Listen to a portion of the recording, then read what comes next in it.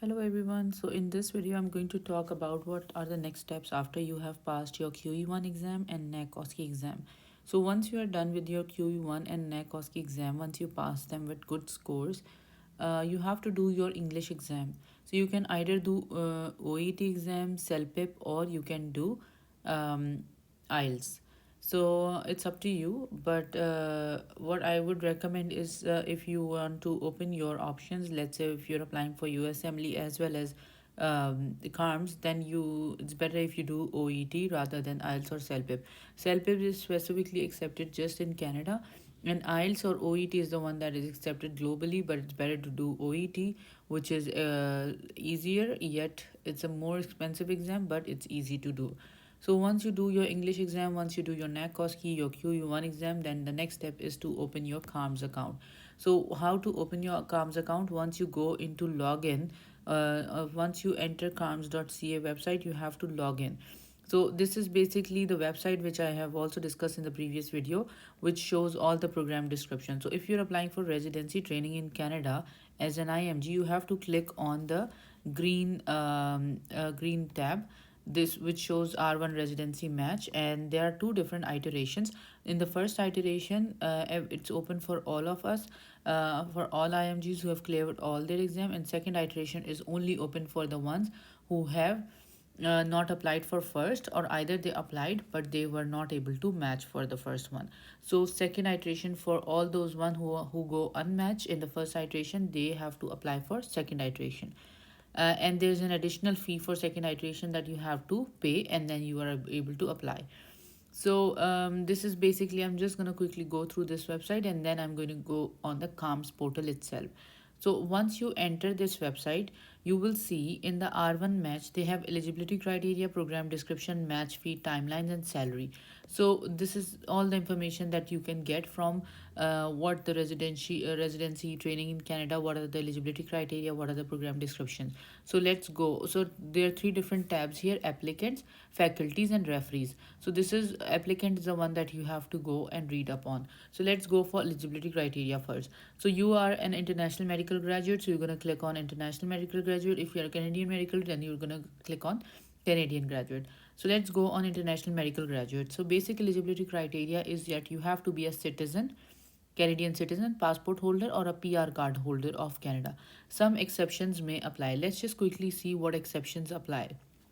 So if you want to go to specific provinces and you have proof of pending Canadian, either you have pending PR, then you are not able to apply to either one of the provinces. If you have record of lending clearly shadowing the date of lending, then you can just apply to two provinces, that is Nova Scotia and Alberta.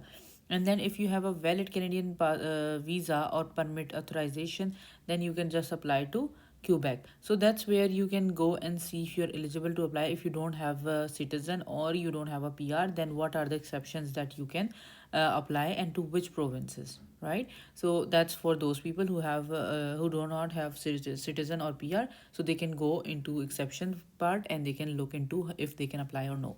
And then the second criteria is to be a medical graduate or graduate who has obtained or in the process of obtaining medical degree. So you have to have your medical degree, and that has to be verified. Like the name has to be on the World Directory of Medical Schools. So let's see. This is what the World Directory Medical School is.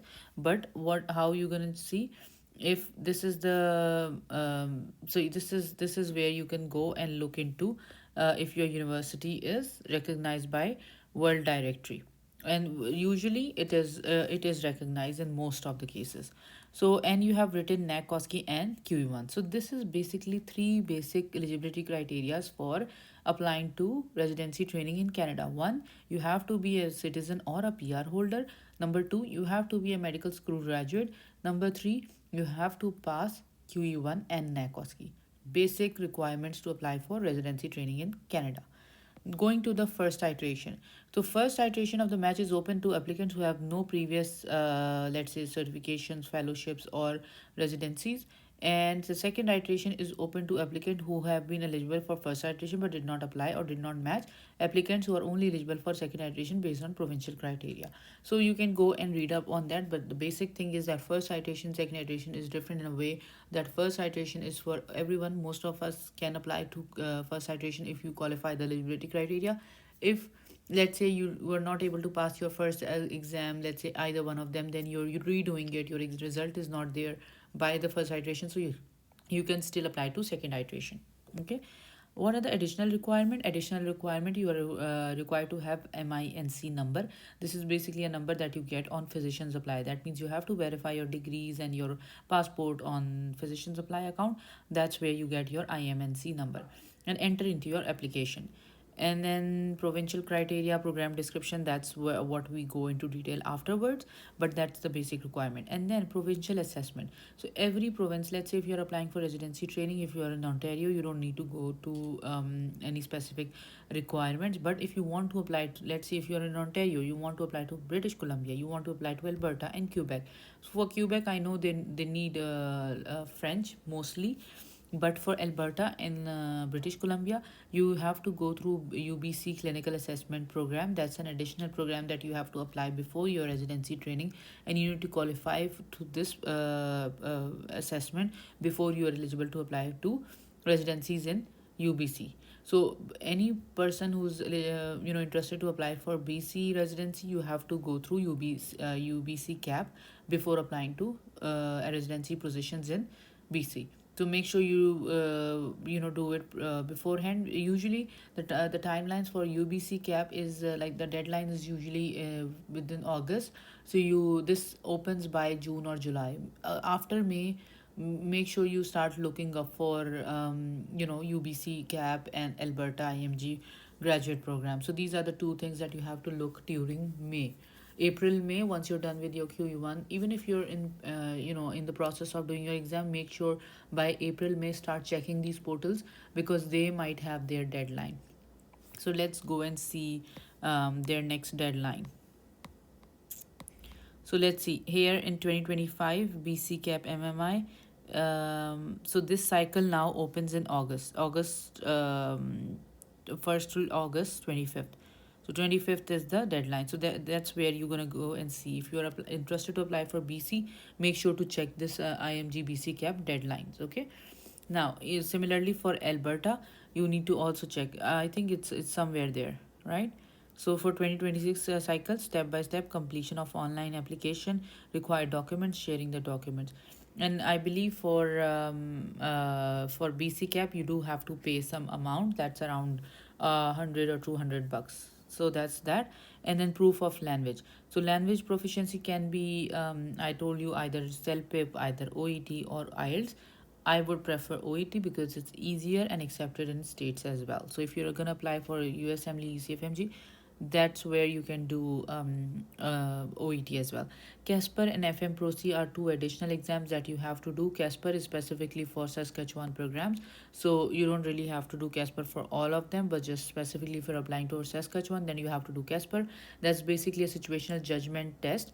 That's what you have to do. You can click on this website, register yourself, and then go ahead from there. Okay, and this exam is usually for 150 bucks, and let's see the fee. That's what I remember. This one is for 150 bucks, but you have to do this exam after you pass your QE1 and NAC OSCE. That's how you have to make your timeline. And the next exam is the situational judgment. After that, there is an additional FM Pro C. This is also situational judgment exam, and the window is gonna be next window is gonna be this year, February and March. So that's that. And this exam is usually for the cost of the exam is 58 Canadian dollar inclusive of tax. So that's $50 and then $150 for that one. So that's around $200 for both exams. So this is the basic criteria. Now going back and seeing the program descriptions as well. Program description is basically very specific. Any specialty that you're applying to will have its own program description. So on CARMS website, you can see. So for IMGs, this is the number of seats that are available. Let's say 11 in anesthesiology, 2 in dermatology, 4 in diagnostic radiology, 2 for diagnostic and clinical pathology, 8 in molecular pathology. Most of the people are going for family medicine because the number of seats available for IMGs. So that's where, most of the people are interested in family medicine, and then the next top number of seats is available in internal medicine. So total number of seats for IMGs that is available is 459 across Canada, but 26 is for psychiatry and so on. So you can have a look on which one. So I'm gonna review the family medicine program description today. So if you click on family medicine, here you see the number of universities available. So if you want to, let's say, apply for Memorial University of Newfoundland, if I open their program description, I know they are very specific with year of graduation. They want fresh graduates, and they would prefer people from their own, locality. But that's not fixed. But I for sure know that they prefer people from recent graduates, fresh graduates. So that's the program description for Memorial University. Then Dalhousie has its own. So you see Dalhousie have okay, now if you click on the universities, let's say Dalhousie University, this is how it shows. So that means Nova Scotian IMG stream is for those people who are living in Nova Scotia and they are IMGs. So that's that they have 10 seats available for those people. Then for IMGs, let's say anyone living in Ontario wants to go and apply for, anyone living in Alberta, let's say, wants to go and apply for Dalhousie, then they are competing for 8 seats. That means that they have IMG seats, the total number is 8, but that 8 seats are available across the Nova Scotia province. Let's say Annapolis Valley has 1 seat, Cape Breton has 1 seat, Halifax has 2 seats, Moncton has no seats, no North Nova has one, Prince Edward Island has 1 seat. So that's how it makes total of 8. So that's where the competition is really tough, and what would make you stand out is your score. So if you score better on QE1 and NAC OSCE, the higher chances that you will get an interview from Ontario. Ontario is very specific with scores as compared to rest of the provinces. So make sure to achieve as best scores as possible in QE1 and NAC OSCE. CMG stream is for Canadian medical graduate. New Brunswick IMG stream is for anyone who's living in New Brunswick and is an IMG. So how would they know if you're a New Brunswick? Because you will attach your IDs. That's where your address is gonna be showing up. So that's how you're eligible for these.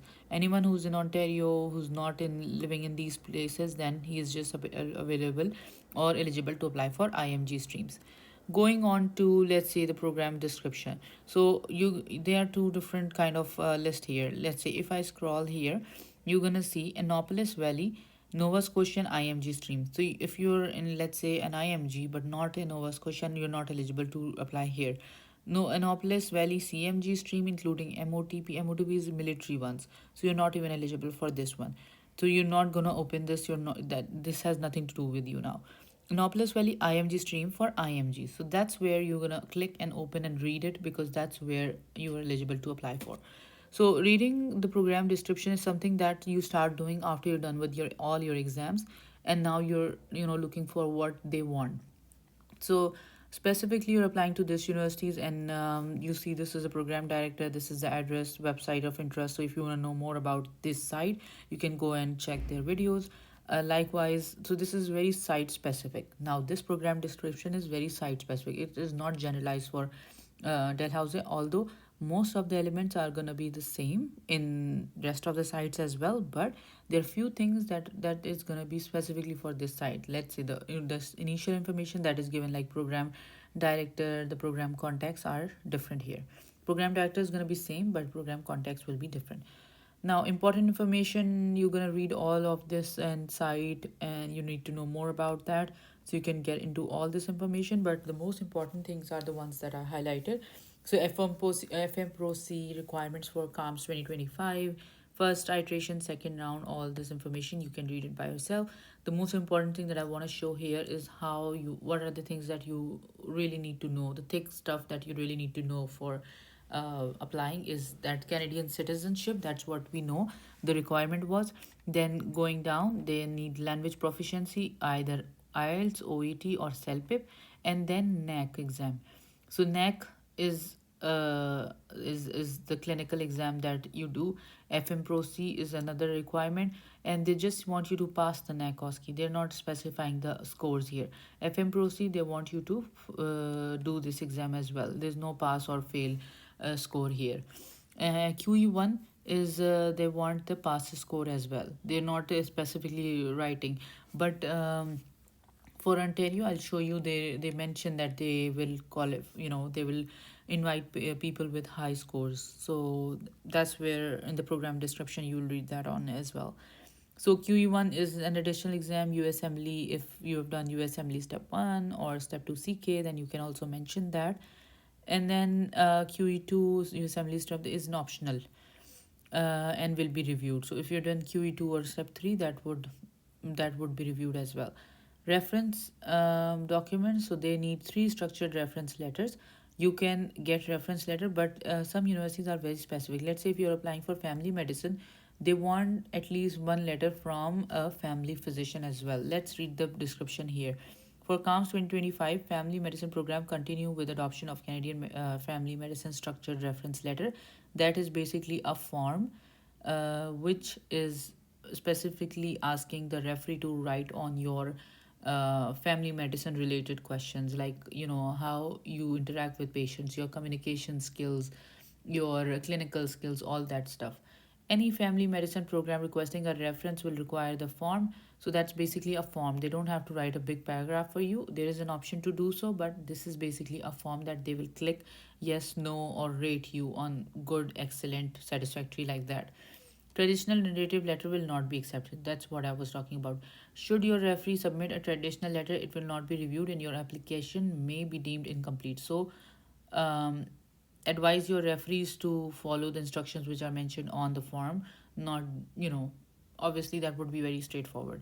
Please direct your referees to structured reference letter on CARMS website. So, you don't really have to worry on that, but if your referee is really confused, you can use that reference as well. It is required that a minimum of 2 of 3 SRLs are obtained for those you have worked with in a clinical setting. So if you're thinking about your referees, what are who's going to be your referees? Someone who you have worked in a clinical settings. They are not asking for any senior, any supervisor, any let's say program director. They are specifically asking for people who those who have worked with you in a clinical setting. So let's say if you've done your internship, your supervisor there in your house job could be your referee. Let's say if you're working in Canada as a clinical assistant, so your supervisor here in the clinic can be your referee. And that would be something that I would say. Let's say if they're asking for 3 reference letter, get 1 from Canadian experience. If you don't have any, it's okay, but prefer that 2 should be from your back home and 1 from your 1 from Canada. Okay, so that would be helpful.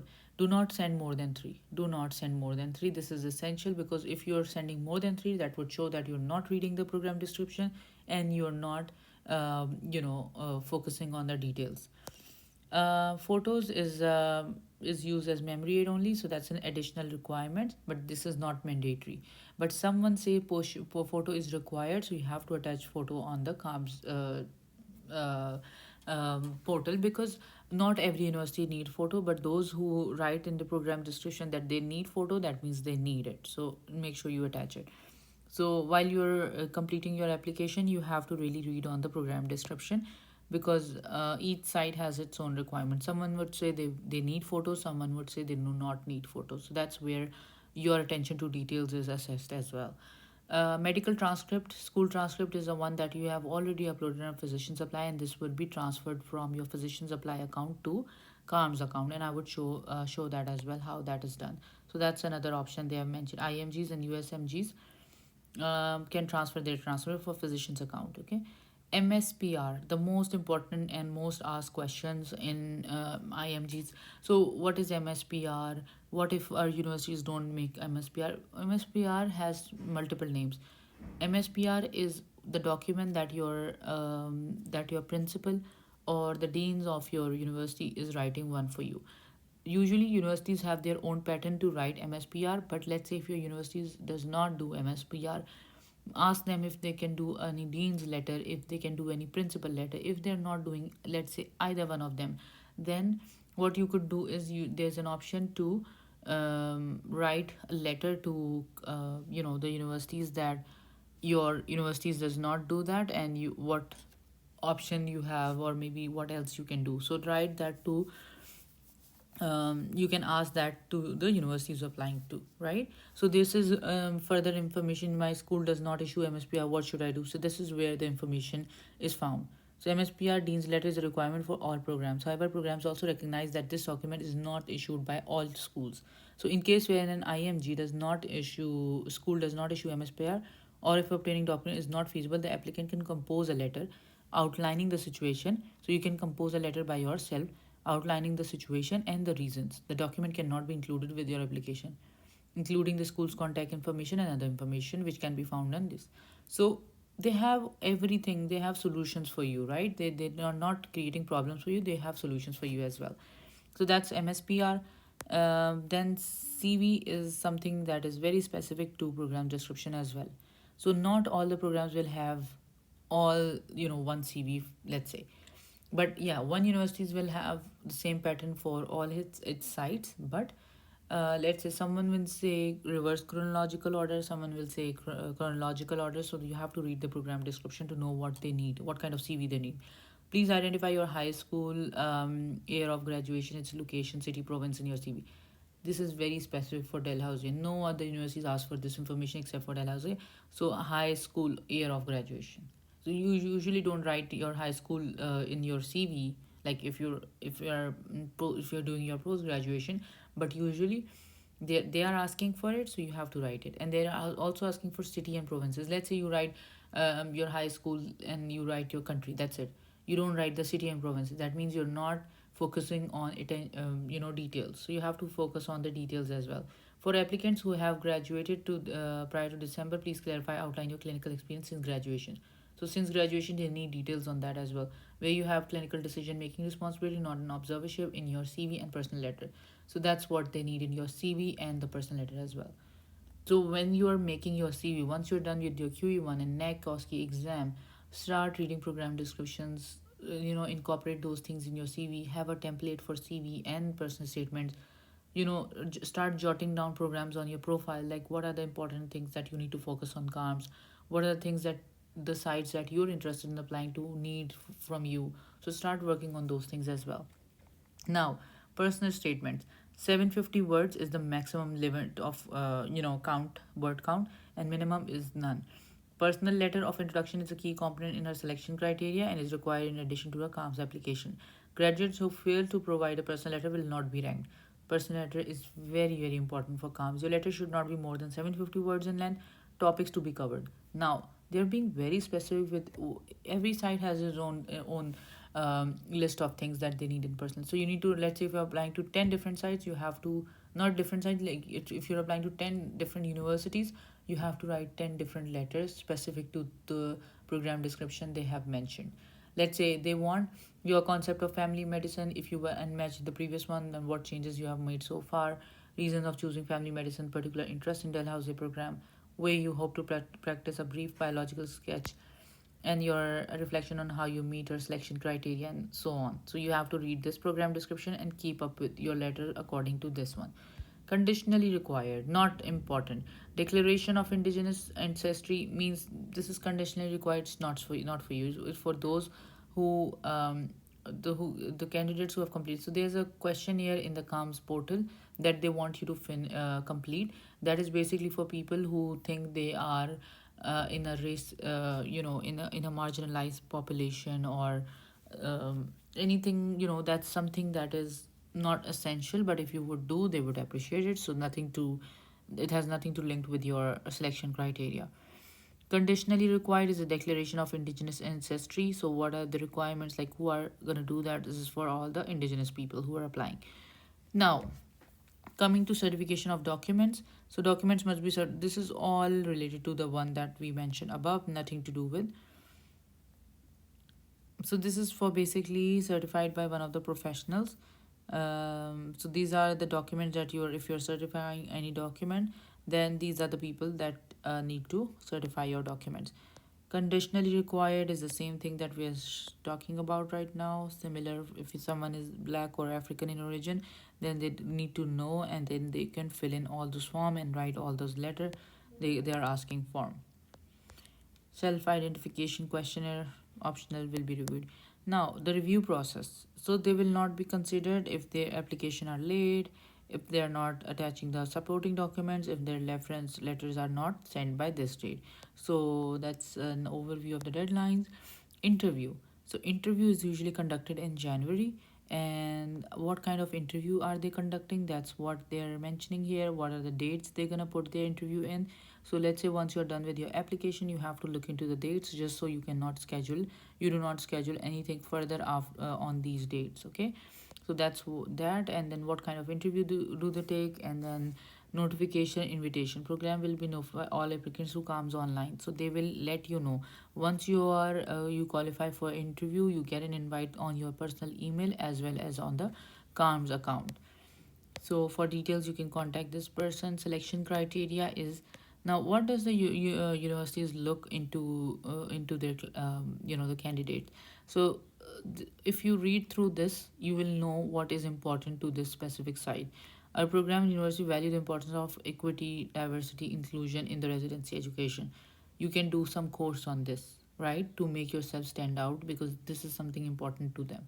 So that's how you make yourself unique. Selection process. As program, we are looking for applicants with solid people skills. So read this selection process before you apply for this universities. That would help you incorporate these elements in your personal statements, in your CV. Highlight these things on your CV. Committed to fostering a collegial cultural ground in diversity and inclusiveness. Candidates are not required to submit CARMS. That the same questionnaire. So that's something voluntarily you want to do it. File review process means what are they going to look for? Average number of applicants received by a program is in the last 5 years is 600 plus. They will receive 600 plus application. And how much percentage are they offering the interviews? Interviews are offered to 25%. That means 25% is around 150 people, or yeah, 175 150 people will receive interview, and 160 IMGs are offered interview in the form of MMI. MMI is multiple mini interviews where multiple panels are there, multiple stations. You have to, let's say, spend first 15 minutes in one station, then next 15 minutes in other station. That's how it goes on. So file review components is like they look into your CV. See additional document section. So they see if you have fulfilled the CV requirements that they mentioned. Let's say they wanted to know your high school, province, and city. Have you mentioned that? Electives. Please see electives criteria. Electives is something that they prefer. They consider in file review. Like they are reviewing your file to see if they want to call you for interview or no. So that's where the file review component is considered. CV, elective examinations, extracurricular activities, leadership skills. So you want to highlight some leadership skills in your personal statements and your CV as well. MSPR, they want MSPR, but if you don't have, you can write a letter explaining the reason and your university's contact details. Personal letters, they do consider personal letters. And then reference documents, please prefer at least one reference letter from family physician or generalist. Requires a minimum of 2 letters from those who worked in a clinical setting. So now they are mentioning that at least one letter should be from family physician, and two from the clinic, the ones that you have worked in clinical setting. Research publications, interest and involvement in research, transcripts, other file review component. Okay, so reference document, we look for comments that candidate is suited to a career, and family medicine comments about performance in generalist setting as well as candidates clinical experience and personal. So now electives criteria will encourage applicants, but since COVID they're not really looking into it, but they prefer people who have done electives. MMI is the kind of interview they do is MMI, and see they have mentioned all the details they do. This is the still we're reading about Dalhousie University. This is a big program description. So interview evaluation criteria is they check your collaborative skills, they check collegiality, communication skills, all the CanMed roles.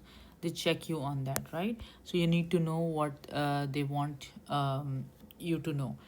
And then information gathered outside of CARMS application, social interaction during program related events. So once you're called for interview, even if you're not called for interview, before application deadlines, they usually have some social events on Zoom, or on the online websites. So make sure keep track of those interaction. I'll let you know on which website you can find all the information about social interaction, but that's where they see how you interact with the current residents. They see how you interact with the faculty, with the preceptors, with the program director. So make sure to interact, make sure to ask questions, discuss about the site, ask questions about the specific province or their residency program. Communication with program administration. So anyone who's sending an email to the universities, they do consider these things. Some universities do, some do not. So every university that has those ticks means they're considering these things. Ranking process, unprofessional improvement. They did not rank you, did not attend interview, they will not rank you. So program highlight. So program, what makes the program stand out, what supports is available to the resident, are the opportunities for electives, what are the research requirements for the program. So one thing that I would mention here is, like, when you apply when you attend the social events, I've seen people asking this kind of question: what are the research requirements for the program, what are the research opportunities available for residents. Anything that is mentioned already in the program description or on the website, you don't need to ask those questions on the social events or in the Zoom meetings, because that would create an impression that you're not reading the program description. So if you have a legit question that actually you have, try finding it on the website or the program description. If you find the answer on the website, do not ask that question again. But if you still have some confusion, you can ask that question, but don't ask any question that is already available, the information is already available on the description, because that would show that you're not reading up on the description. I would suggest you ask any question. Let's say if they are mentioning that ATLS alarm, these are the courses that they make you do, then you can ask, let's say, if the cost is already covered within the program, or if, let's say, there are CMEs available, is that just the virtual ones, or you can even go on site if that is covered. That kind of interactive questions where you get to know a lot from residents. So this is all the information about the program, what makes it stand out, what is the ratio of faculty to residents, what resources are available, average patient load per resident. So this is something that you can read up on your own once if you're really interested into the program. I would suggest you to read, at least have an idea during interview or before socials, just so you can interact and ask more questions related to the site. Program curriculum, 2 years of residency, and what you're going to do in next 2 years. Training sites, there are different sites available, that's what we know. And any additional information and FAQs. Now you know that, and this is a summary of changes, like any changes, let's say if they're bringing any change in program description, they will mention here. So anytime, let's say before submitting application, make sure if there is any summary of changes, you're keeping up with that. They usually send you email if you're on the CARMS portal already. So yeah, so this is so much of information. Now how would you keep up with everything along with your exams, and that's so overwhelming. So I would suggest you go step by step. For everyone who is doing QE1 exam right now they have, like, through my channel, there's so much a lot going on, or that would come up in future hopefully. So what you need to do is get done with your QE1 exam first, get done with your NAC exam. In the meanwhile, like, let's say when you're studying, you're now bored, you want to, you're overwhelmed, you need to look into if there's anything you're missing out on. Check on YouTube, check on these program description. I'm giving all the information that I have just to help you, just to keep a track of everything. So quickly read through the program descriptions if you want. If you don't want, just get done with your exams, and once you're done with your exams, the date you get your results, the date you were done with your exam, start reading on the program descriptions, because that's where you gotta know that which universities need what things. Let's say if you're interested for University of Toronto, so you're gonna go ahead and you'll see University of Toronto has these different sites. Let's say if you're going for Newmarket or Barrie side, so what are the things available here? What do they need? They need FM Pro C. Return of service, how much is the return of service? Return of services, so this is a document that has information, so you can go and read that up. So that's, all the universities have similar pattern of their program description, but the information is different. Let's say Dalhousie wanted 750 words, University of Toronto needs 500 words. And then what do they need? They need a transcript addendum along with that as well. At the beginning, you will explain like failure in any gaps, if you have failed any exams, if you did not graduate with your cohort. So that's where you explain yourselves. So they are giving you an opportunity. So for CV, they have chronological order. List your experience as they relate to time, and then you have to indicate if you're an observer, student, or resident in your CV. So that's, unique for University of Toronto. Then their interview, if you go through their interview, one most important thing I wanted to show to all my people here is they are 7 Ontario. You will receive 12, they'll receive 1200 plus application. You can be offered interview. So first three applicant will be offered uh, interviews. And for whom, they mentioned that if I receive, as far as AFMC resident matching committee decision, match interviews will occur virtual. You will not be required to travel, and the 7 universities will conduct standardized virtual interview in English. Should you be invited for virtual interview, you will be assigned to one of the 7 universities you have applied to. Okay, which you applied. Okay, so this is the information for University of Toronto. Let me tell you one thing most important for Toronto that would make you motivated for interviews is they want people with high score. Let me just score on the file review. There was one place where they mentioned that people with high score. Okay, so I believe the program description has now changed for second iteration, but once you review it, you will get to know that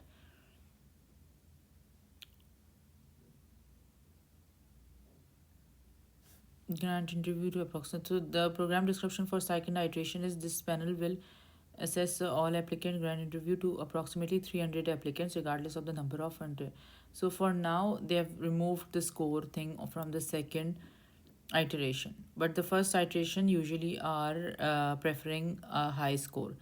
So let's hope for the best. I believe that